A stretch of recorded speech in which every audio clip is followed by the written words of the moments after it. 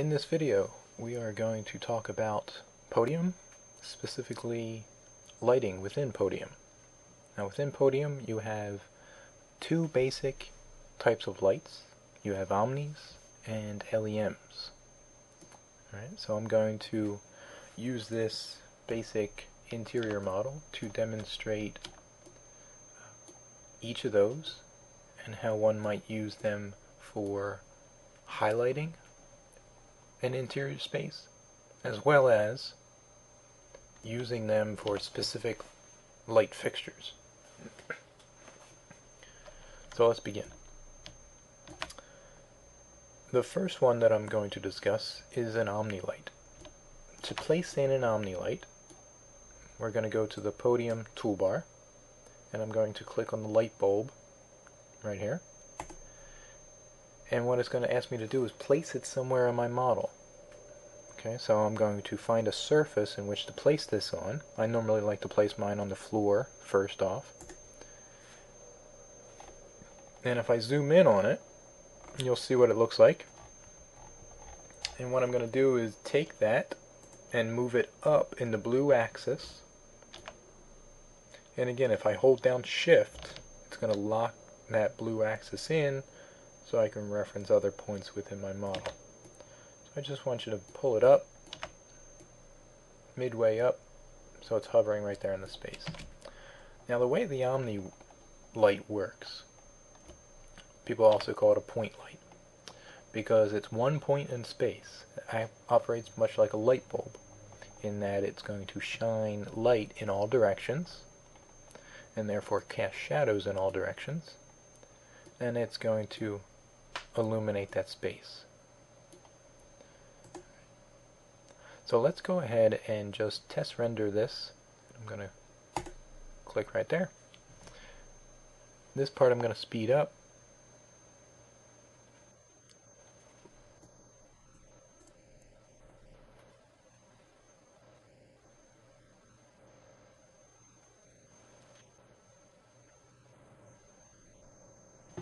Alright, so that is the final rendering of one Omni Light placed there in the middle of the space. It's kind of... Alright, so if you ever want to increase the intensity of an Omni Light, all you have to do is make sure you select that Omni Light and come up here to the Podium toolbar and click on this button to the right of the light bulb, which is the Light Properties dialog box. So with your Omni Light selected, you enter into this dialog box, and here's where you can change the power of that light. Currently it's set to 1. Alright. So obviously the higher this number, the brighter the light will be. Now one thing that people don't initially realize is that 1 isn't necessarily the dimmest light value. You can do a light value of point whatever, 0.5, let's say. Okay. A 0.5 is obviously half as bright as the 1. So if you're dealing with intricate little lighting conditions and you want something dimmer, just realize that you can do a 0.5. But just for our demonstration, let's increase our value to 5, let's say. Within this dialog box, you can also affect color. Alright. So if you need to tint your light for any reason, and this happens oftentimes when you're dealing with a specific light fixture, but not so much for highlighting purposes. You can change it if need be. But for our case right here, I'm going to keep it white. If you change any of these properties, you must click Apply in order for those properties to get locked in. Now you can hit Close, and now if I re-render this at a higher light value, it's going to be much brighter. And I actually have one already saved. Not that one. Not that one either. Sorry. Okay, so this is the increased light intensity. Right, much brighter. It's that same light source in the middle, shining in all directions, but this time a little bit brighter.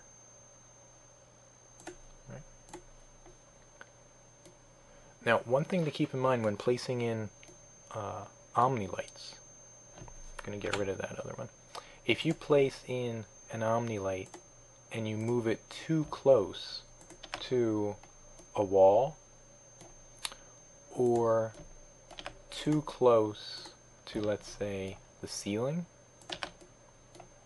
it will produce a hot spot, a very intense light on that wall or on that ceiling. Okay, and to demonstrate that, this is the result when there are Omni Lights that are too close to a surface. This one over here is too close to the wall. This one's really close to the ceiling. You can see that intense white hot spot. Now, if this is the look that you're going for your particular lighting conditions, go for it. But if you're looking for a general kind of highlighting, you should try to avoid these hot spots. Right. Let me show you another technique that people use when trying to generally illuminate a space. They often use multiple point lights. This time I'm going to grab the point light, and instead of placing it in the center, I'm going to place it back here in the back corner here. Not too close to the wall, because I don't want a hot spot on those walls, but something like that maybe. Alright. Now what I'm going to do is I'm going to copy that.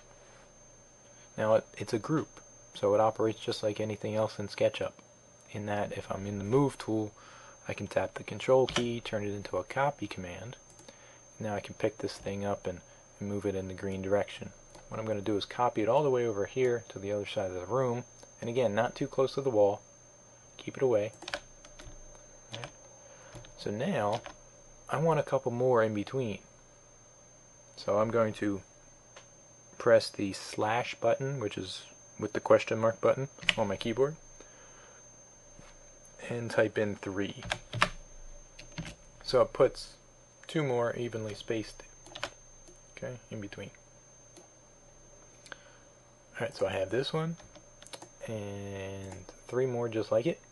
So I'm going to select all of those. I held down shift and clicked on all of them.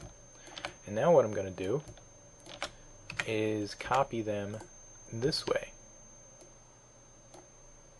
So what I'm doing is setting up for myself a grid of Omni Lights. So all these are selected. Now I'm going to go back and select these 4 again. Again, I'm holding down shift. And if I right mouse click on one of them, I can make all of them into one group. That's sometimes helpful because now I can pick this thing up and move it up in the blue direction.